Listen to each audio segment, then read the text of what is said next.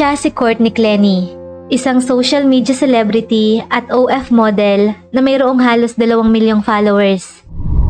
Tila nasa kanya na nga ang lahat, mula sa magandang mukha, postura, impluwensya at pera. Hanggang sa magbago ang lahat nang mangyari ang isang trahedya.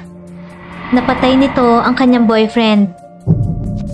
Ayon rito, self-defense ang nangyari. Prinotektahan lamang niya ang kanyang sarili mula sa pananakit ng nobyo ng araw na yon. Bagamat habang gumugulong ang investigasyon, tila iba ang itinuturo ng mga ebidensya. Iba't ibang witness ang lilitaw at magbibigay ng magkakasalungat na pahayag. Hanggang sa unti-unti ay mabibigyan ng liwanag kung sino nga ba ang totoong biktima. Binigo nga lamang ba si Courtney ng hindi patas na sistema? Kaya't kunin na ang inyong mainit na kape at simulan na natin ang kwentong krimen ng The Courtney Clenny Murder Case. Murder case. In my life, I don't like anybody to tell me what to do. So that sounds like you're a control freak with your relationships. Be careful with this one. She's gonna boss you around like... Sweet toxicity. Si Courtney Clenny ay isinilang sa Midland, Texas noong April 21, 1996. Ang mga magulang nito ay kapwa mga entrepreneur na nagmamay-ari ng iba't ibang business na nakapagbigay kay Courtney at sa kanyang nag-iisang kapatid ng komportableng pamumuhay. Habang lumalaki, naging physically active ito at sumali sa iba't ibang sports gaya ng soccer, basketball at gymnastics. Nang maging teenager, na-focus naman ito sa fitness at naging isang certified personal trainer. Sumasali ito sa mga bikini competitions. Hanggang sa nag-open ito ng account sa Instagram sa ilalim ng pangalang Courtney Taylor, kung saan nagpo-post ito ng kanyang mga photos at videos habang nagwo-workout sa gym. Mula sa kanyang mga larawan, nakahakot ito ng maraming likes at followers. Sa ikalawang taon ni Courtney sa college, napagtanto nito na hindi para sa kanyang school, kaya naman nag-drop out ito. Noon pa man ay nais na nitong maging isang entertainer. Batid nito sa kanyang sarili ang taglay na looks at magandang pangangatawan. Kaya naman ginamit niya ito upang makamit ang kanyang pangarap. Nag-hire ito ng acting coach at nagsimula ring lumabas sa TV commercials at music videos hanggang sa makakuha ng small role sa mga pelikula. Nag-post rin ito sa Playboy magazine. Inilalarawan si Courtney ng mga kaibigan bilang nice, bubbly at galanteng tao. Noong 2017, lumipat ito sa Los Angeles, California upang maghanap ng bagong oportunidad. Real quick, hold on. I just gotta say something that's gonna sound kind of... Los Angeles has a way of like just generating followers. If you're decent looking and you live in LA, it's just a follower generator bot. Like, I don't know what the it is, but like, you move to LA and you're decent looking, boom, there you go, there's your 10,000 followers at least. Noon ay nag-step up ito sa kanyang social media game.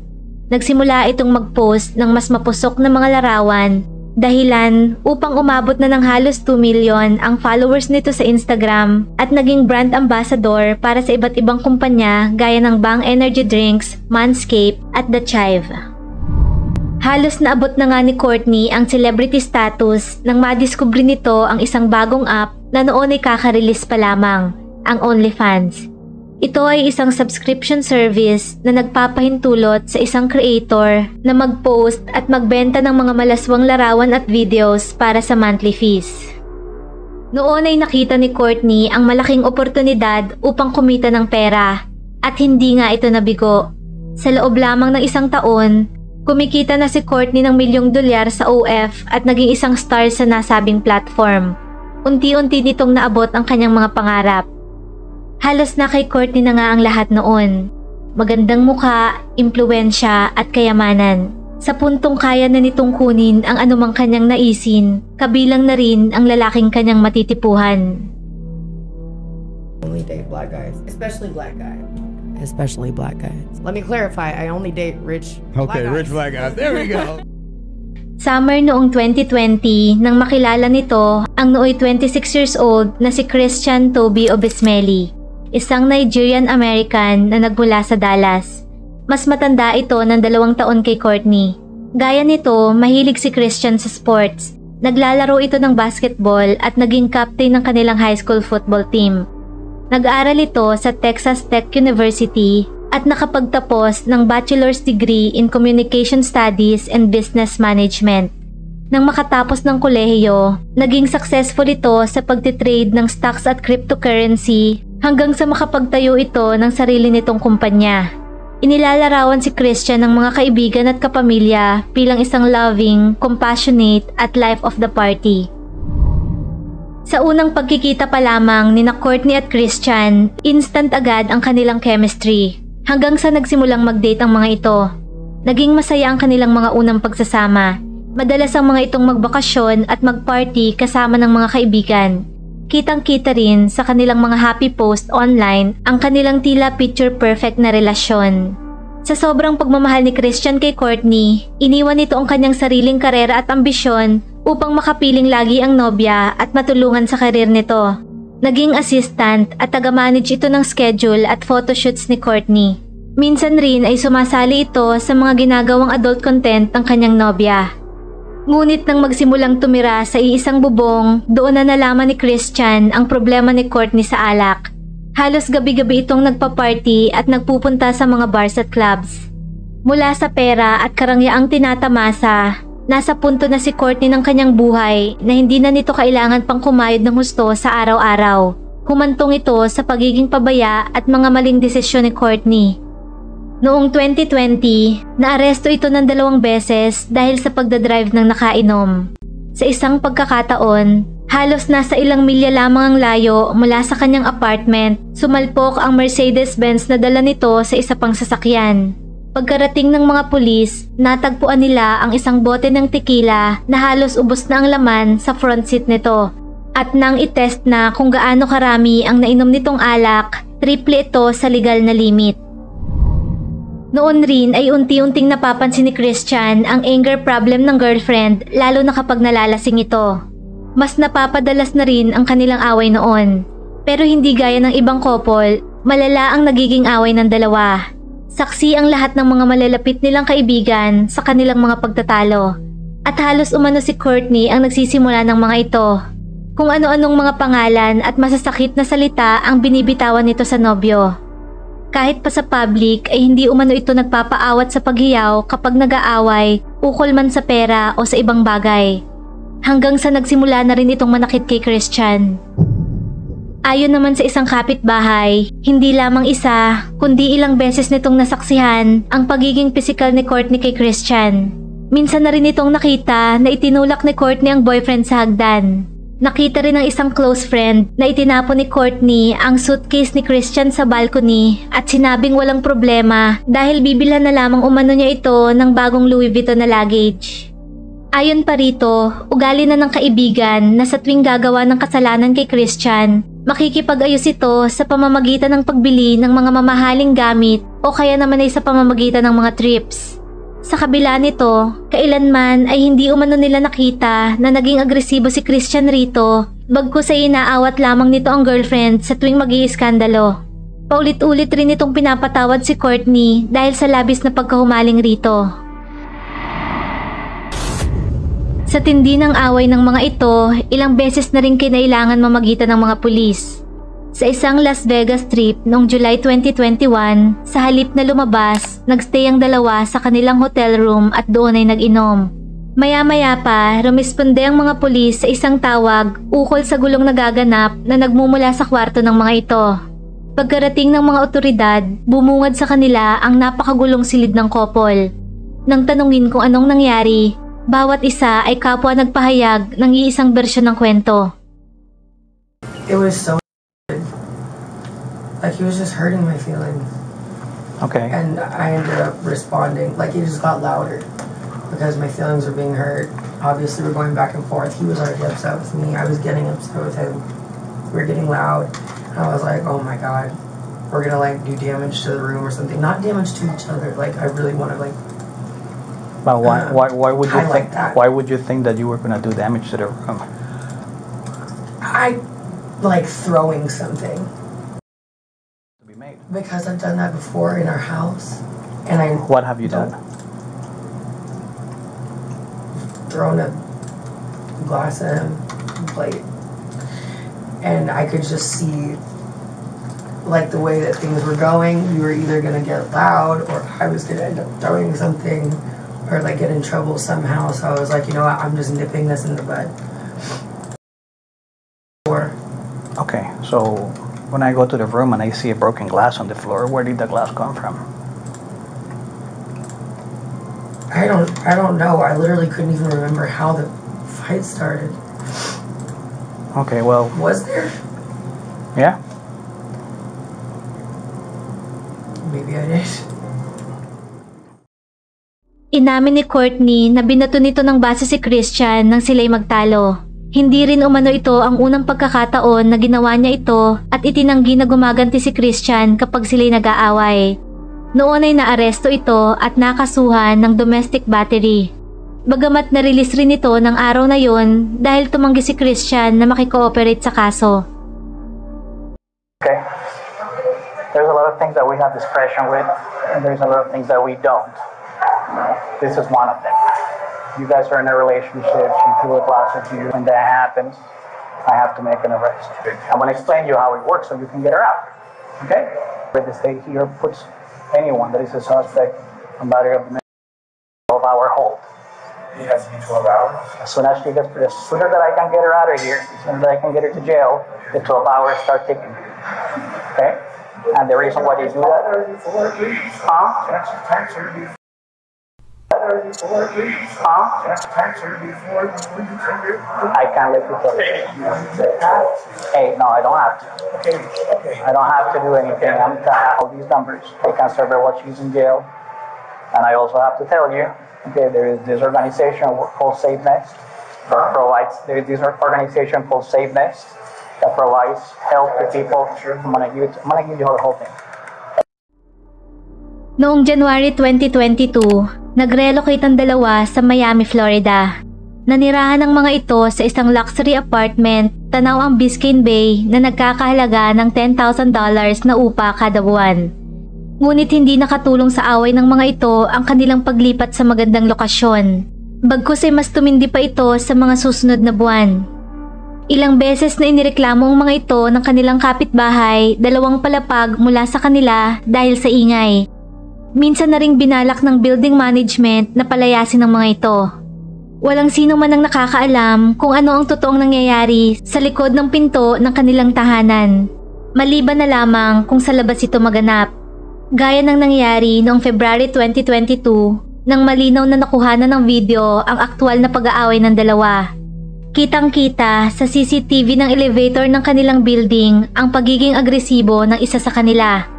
Huli sa video ang paulit-ulit na paghahampas ni Courtney kay Christian at ang pilit naman nitong pagpipigil rito. At isang buwan nga mula ang insidente, bandang katapusan ng March nang maghiwalay ang dalawa nang palayasin ni Courtney si Christian sa kanyang apartment. At noon ay sinamahan ito ng kanyang ina sa nirerentahan.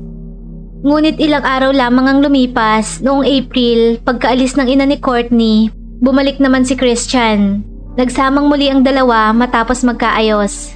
Bagamat hindi rin nagtagal, bumalik na naman sa dating gawi ang dalawa. Sa isang police bodycam footage, makikita ang pagbisita ng mga ito sa apartment ni Courtney mula na naman sa isang report ng pag-aaway na kanilang natanggap. Naroon si Christian sa lobby, nag-aabang kay Courtney. Sa takot umano sa boyfriend, nagkulong ito sa kanilang unit buong araw. Ngunit nang kinailangan na nitong lumabas upang ilakad ang kanilang aso, naroon si Christian. Kaya naman nagbangayan na naman ang mga ito. For how long has it been sleeping in the apartment with you? At this apartment, I mean, we moved in together technically like 2 months ago. But it was 2 months my ago. name. It was my name. Forget about whose name is it. That's not the question I'm asking. Okay? That's irrelevant. It really is. Okay?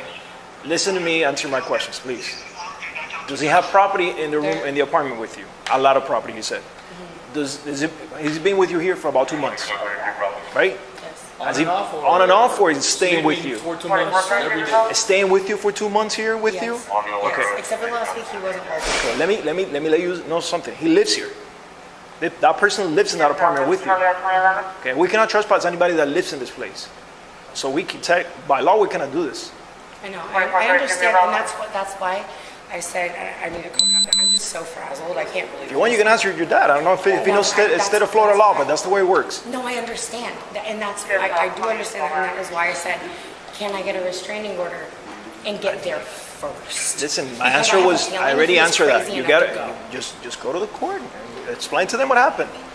And you explain to them what you need. And if they grant it to you or not, it's on them. You have to see a judge at court. Those type of restraining orders, they're granted by a judge.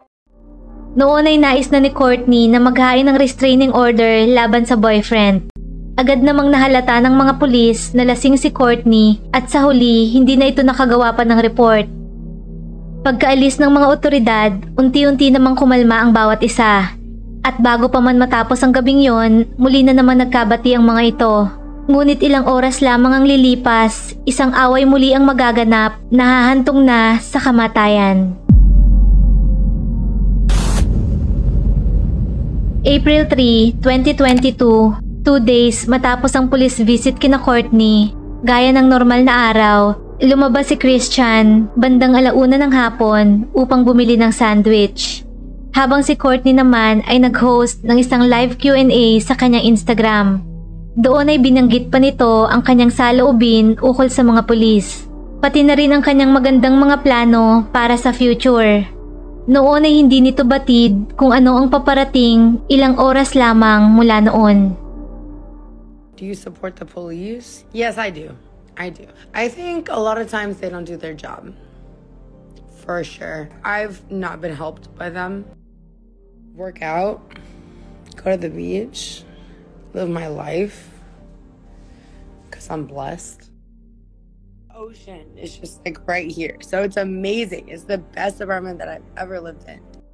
I see myself with, say, 2 children. I would say at least 1 kid, a few houses, business going on. Probably not OF, but we'll see. Bandang 4:30 PM nang bumalik na si Christian sa unit, bit-bit ang Subway sandwich para kay Courtney.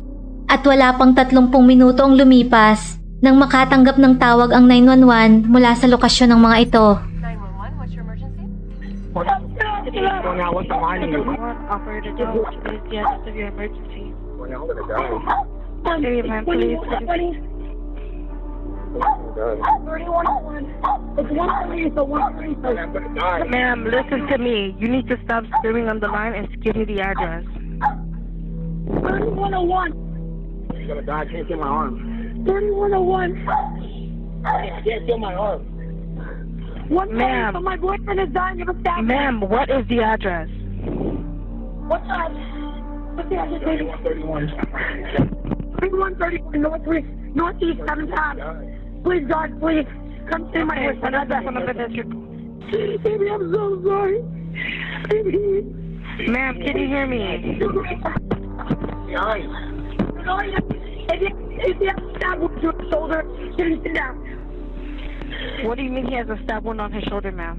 Yes, he's bleeding from his shoulder. Get up. Listen, please, God, please, God. Please, God, please, God. Ma'am, I'm sending help. You just tell me exactly what happened. Sending help. How old is he?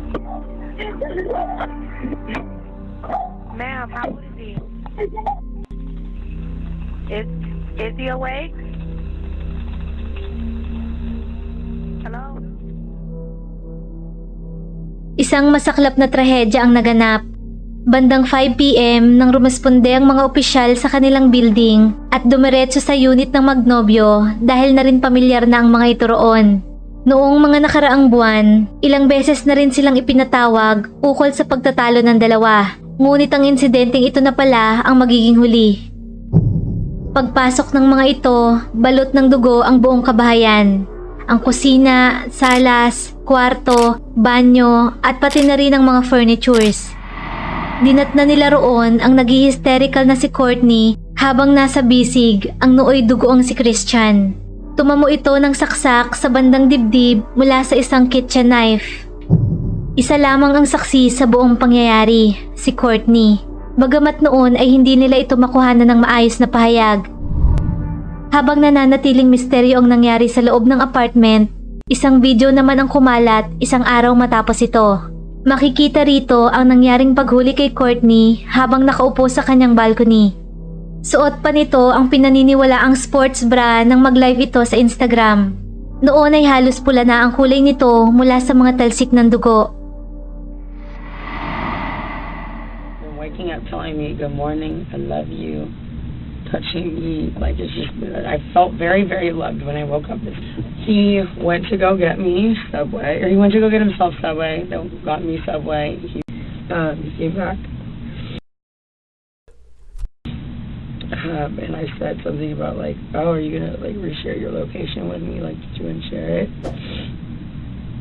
And he said, yeah, I shared it. And I was like, oh, when did you do that? And he goes, the other day, like when you were done with me. And I was like, okay, well, fair enough. And, like, reshare it. And then he told, I mean, it kind of like turned into like a little like argument or something. And then he told me to reshare mine, and I was like, okay, yeah, I will. And then I didn't do it immediately. He asked me about it again. And I don't know what I was thinking, but it just said something about, well, what if I'm somewhere you don't want me to be? Okay. Which I wouldn't have been. I love him. But just like, you know, maybe you don't want to know where I am. I guess maybe it'll just like hurt him because he was pressing me. And he ended up pinning me against the wall. And then, I mean, I said like me on the floor. It's just like, they were looking at my neck and I was like, I mean, I'm not saying like choking me like, you know, whatever. But I mean, he had my like neck, like and this happened twice before, where I couldn't breathe and I was on the floor. I could not breathe. And I don't think that he was trying to kill me, but I was scared. And all 3 times I have been scared. So yeah, I'm on the floor. And he had me pinned and lets me up. I'm on the, get my mom on the phone. And then he just like, I could see like all the whites in his eyes, and he was like coming at me. And so I grabbed one of these knives. My mom got me for Christmas. I grabbed one of them, and I was like, I swear to God. I swear to God.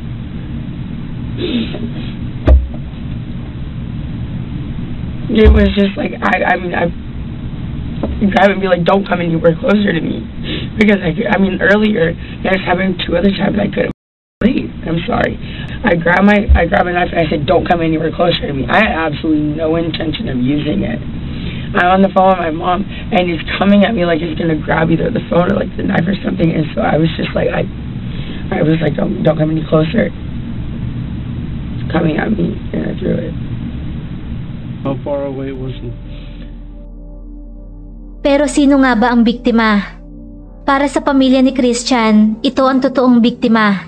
Kung tutuusin, buhay si Courtney samantalang wala na ang kanilang mahal sa buhay. Kay Courtney na rin mismo nanggaling na sinaksak nito ang nobyo. Ngunit bunga lamang umano ito ng kanilang pag-aaway. Ayon sa attorney nito na si Frank Prieto, mali ang naging pag-aresto sa kanyang kliyente. Kaya naman hustisya ang kanilang hinihingi para sa kalayaan nito. Nang gabing mangyari ang krimen, karapatan lamang umano ni Courtney na protektahan ang kanyang sarili mula kay Christian na una nang nanakit dito bago pa niya ito masaksak. Sinakal umano nito si Courtney saka inginudgod sa sahig, kaya naman sa labis na takot na mapatay siya nito, kumuha ito ng kutsilyo bilang proteksyon sa oras na makalaya sa pagkakasakal ni Christian. Bagamat wala umano itong balak saksakin ito, kundi takutin lamang na wag nang magtangkapang lumapit sa kanya. Ngunit hindi umano ito nagpatinag at nagpupumilit pa rin na sumugod kay Courtney, kaya naman naihagis nito ang kutsilyo halos 10 feet ang layo mula kay Christian. Noon ay kausap rin ni Courtney ang kanyang ina sa telepono habang nagaganap ang insidente. What kind of movements did he make at the moment? He was gonna walk running up? At me. Running? Okay. Well, trudging, aggressively walking. But I swear to God, I was scared. I mean, after like what had just happened, I was scared, and I was on the phone with my mom, and it was still happening. I was scared. Noon ay pinagpalit ng mga pulis ng damit si Courtney upang kolektahin bilang ebidensya. Pagbalik nito ay doon na nila inihatid ang masamang balita. So we have to inform you that Christian did not make it. Okay. Unfortunately, the doctors did what they could, and Christian is dead. Yes. Oh my God.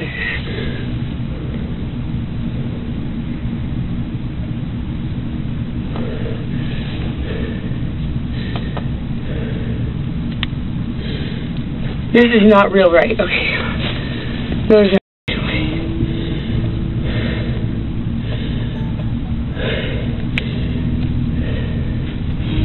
Christian died? Can I please have a hug? Am I allowed to do that in here? Sure. Yeah. Relax. You're fine. No. Calm down. Calm down. Take deep breaths.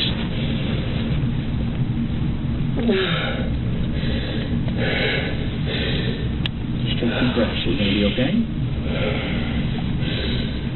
I need to hug my mom. I'll talk to your parents and get them over here. I cannot be left alone in like a room by myself. You won't be. After this. No, that's not true.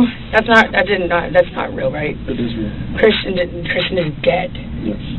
They're not gonna lie. I know, I just can't believe it. I'll talk to your parents. I'm gonna get your parents here ASAP.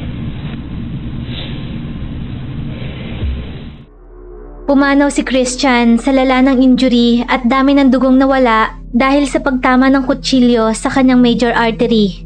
27 years old ito noon at isang linggo na lamang sana ay magdiriwang na ito ng kanya ika-28th birthday.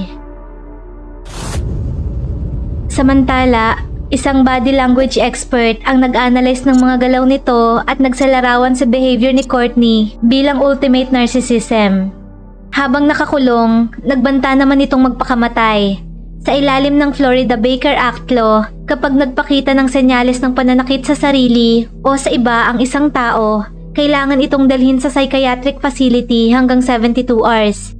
Kaya naman dinala nila ito sa ospital at nagstay roon ng 2 araw.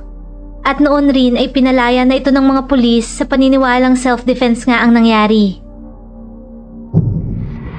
Mabilis naman kumalat sa balita at social media platforms ang nangyari at marami ang nagpakita ng pagkadismaya sa pagpapalaya kay Courtney at nagsabing kailangan umano nitong managot sa kanyang ginawang krimen.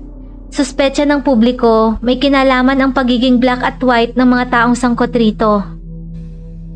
Hindi nagtagal, ilang araw pa lamang pagkamatay ni Christian, namataan si Courtney sa isang hotel bar na nagiinom kasama ang kanyang ama. Hindi naman ito nakaligtas sa mga naroroon at mabilis itong nakita.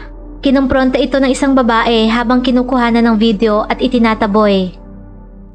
I'll videotape her. Right now, you should go. Yeah, you should go. Because you just killed your boyfriend. Yeah, you did. Yeah, okay, cool. Ilang malalapit na kaibigan naman ng couple ang kinuhanan ng pahayag ng mga local news channels. Doon ay kwento ng mga ito sa publiko ang toxic na relasyon ng dalawa. Ngunit naniniwala ang mga ito na hindi magagawa ni Christian ng isang bagay na maglalagay kay Courtney sa anumang panganib. I've seen him. I've never seen him. We believe that Christian wouldn't put her in a position where she would need to him to protect herself. Habang isang kapitbahay naman, nakatapat lamang ng apartment ng couple ang sumalungat sa pahayag ng magkakaibigan. Ayon rito, isang linggo bago makatanggap ng tawag ang mga pulis noong April 3, natanaw umano nito si Christian na nagbuhat ng kamay kay Courtney. Could not tell if it was open-handed or closed-handed, but he was swinging at her. Noon rin ay nabawasan ang mga taga-suporta ni Christian dahil sa biglang pagkalat ng mga dating tweets nito online. Tila minamaliit nito ang mga kapwa black, partikular na ang mga African American women.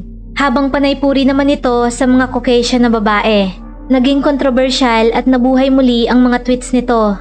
Dahilan rin upang marami ang tumanggi na magdemand ng hustisya para sa pagkamatay nito. Nakuha lamang umano nito ang kanyang hinahanap. Kaya naman noon rin ay nag-release ng statement ang pamilya ni Christian ukol sa mga tweets nito. Hinikayat ng mga ito ang publiko na wag nang pansinin ang mga ignoranting post nito dahil sobrang tagal na ng mga ito. Nasa high school pa lamang si Christian nang bitawan ang kanyang mga hindi katanggap-tanggap na isinulat. Nagmakaawa ang mga ito na sa halip tulungan ang kanilang pamilya na makamit ang hustisya. Dagdag pa ng kapatid nito, masyado umanong maagang nag-conclude ang detective na naka-assign sa kaso na hindi crime of violence ang nangyari sa kabila ng ipinapakita ng mga ebidensya. Wala umanong batayan ang sinasabi ni Courtney na self-defense ang nangyari dahil unang-una, walang anumang armas ang kanyang kapatid at wala rin namang anumang tinamong injury si Courtney mula sa sinasabi nitong pananakit ni Christian. Gumawa naman ng mga ito ng GoFundMe para sa funeral at legal fees para sa kaso. Mabigat rin para sa pamilya ni Christian na ipaalam sa lola nito na noon ay 93 years old na umaasang makikita ang kanyang apo para sa planong pagdalaw nito sa Texas sa kanya sanang birthday. Sa kabila nito, walang naganap na anumang pag-aresto kay Courtney na noon ay malayang namumuhay. Pero ayon sa mga pulis, unti-unti na nilang binubuo ang kaso at patuloy ang kanilang investigasyon. Samantala, noon ay bumalik naman si Courtney sa Texas. Ilang beses rin itong nagtungo sa Hawaii upang magparehab dahil sa paggamit nito ng bawal na gamot at pagdanas ng PTSD matapos mamatay si Christian. Nagluluksa pa rin umano ito sa araw-araw matapos ang insidente. May ilan namang report na kumalat na bago pumuntang Hawaii, bumili si Courtney ng isang luxury home malapit sa bahay ng kanyang mga magulang na nagkakahalaga ng $1.35 million. Ngunit hindi rin nagtagal, noong August 10, 2022, 4 months mula nang mangyari ang krimen, naaresto na si Courtney sa Hawaii at ikinulong sa Florida. Nakasuhan ito ng second-degree murder at nag-plead naman ito ng not guilty. Sa kanyang trial, una nang ipinakita ng prosecutors ang malaking butas sa rason ni Courtney na self-defense ang naganap. Matatanda ang itinapon umano ni Courtney ang kutsilyo kay Christian nang magtangka itong lumapit at manakit. Ngunit ayon sa medical examiner na sumuri ng katawan nito, imposible ang sinasabi ni Courtney. Isang knife thrower lamang umano ang may kakayahang maghagis ng kutsilyo sa layong 10 feet na babao ng 3 inches sa laman. Malinaw umano na ang sugat ni Christian ay resulta ng pagsaksak ng pababa sa katawan nito gamit ang puwersa. Inilabas rin ng mga ito ang timeline ng pangyayari noong April 3. 4:33 PM, tinawagan ni Courtney si Christian bago ito bumalik sa apartment at ilang minuto bago ito masaksak. At bandang 4:43 PM at 4:49 PM, matapos ang insidente, sa halip na tumawag ng emergency, kinontak nito ang kanyang ina at nakausap ng 2 beses. 4:57 PM na nang tumawag ito sa 911. At 5:07 PM nang dumating ang mga pulis.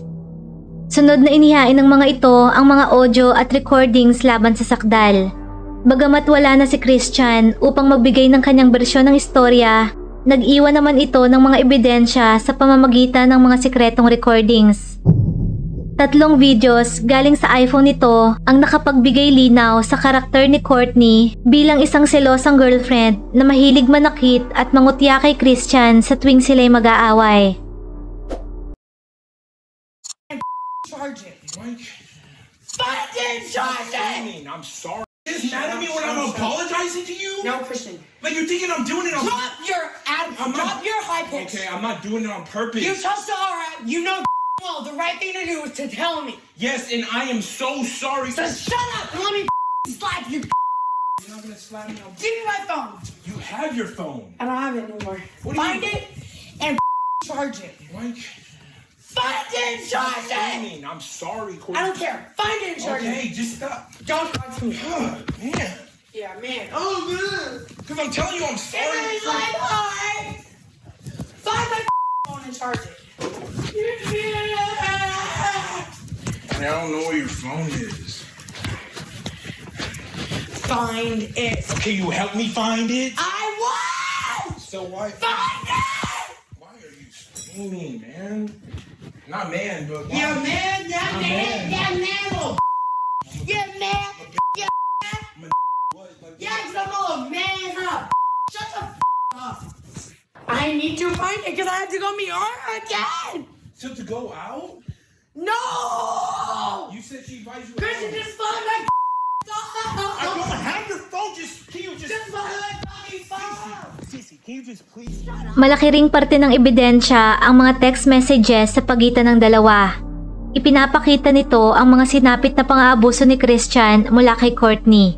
Sa isang mahabang text, binanggit ni Christian ang mga katagang "Is love going to me?" ilang buwan bago ang kanyang kamatayan. Ipinahiwatig rin ito ang mga tinamong hiwa sa mukha mula sa kutsilyo, paghampas sa kanyang mga tahi na pinapagaling, mga panloloko, pagtataboy, at mga pangalipusta ni Courtney. Bukod pa sa mga ito, napag-alaman rin na hindi lamang si Christian ang karelasyon na sinaktan ni Courtney. Taong 2017 nang makadate nito si Sian Ronan, isang bodybuilder.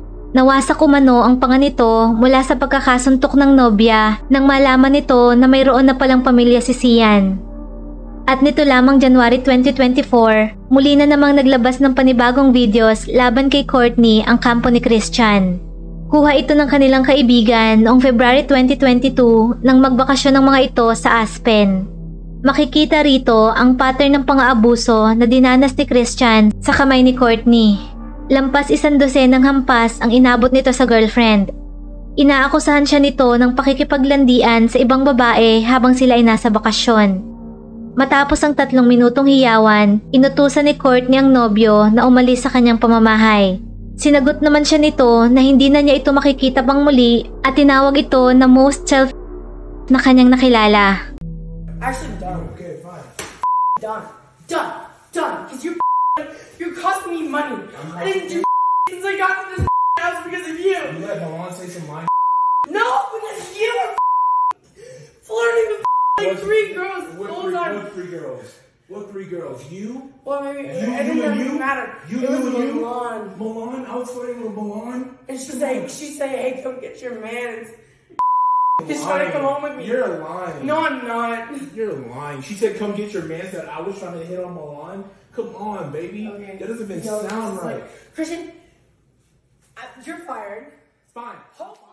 Ayon naman sa depensa, kulang sa context ang mga recordings at messages na ito. Isang maliit na bahagi lamang umano ito ng kabuuan ng realidad.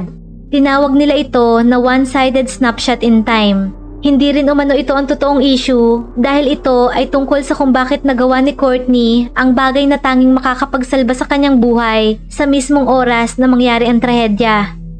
Iginiit nila na hindi ito tungkol sa recordings at mga nakaraang pag-aaway. Biktima umano si Courtney ng domestic violence at naniniwala ang mga ito na binigo ito ng batas dahil ilang beses na itong humihingi ng tulong. Minsan na ring napuna ng mga pulis ang pasasakatawan ni Courtney sa ilang beses na pagresponde sa mga reklamo sa mga ito. Papatunayan umano ng kampo ni Courtney mula sa kanilang sariling ebidensya na ito ang totoong biktima ng pisikal, emosyonal at mental na pananakit ni Christian. Hindi ito ang inosenteng tao na kanilang kakilala. Noong 2022, na-deny ang bond request nito. Sa kasalukuyan, nakakulong pa rin si Courtney ng walang bail at naghihintay para sa susunod nitong trial. Kapag napatunayang may sala, maaari itong maharap sa habang buhay na pagkakakulong.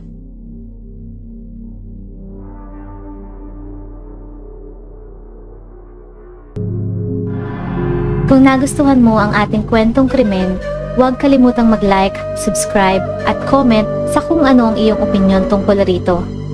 At laging tatandaan, mahalaga ang buhay, huwag kang papatay. Maraming salamat po sa panonood at hanggang sa muli.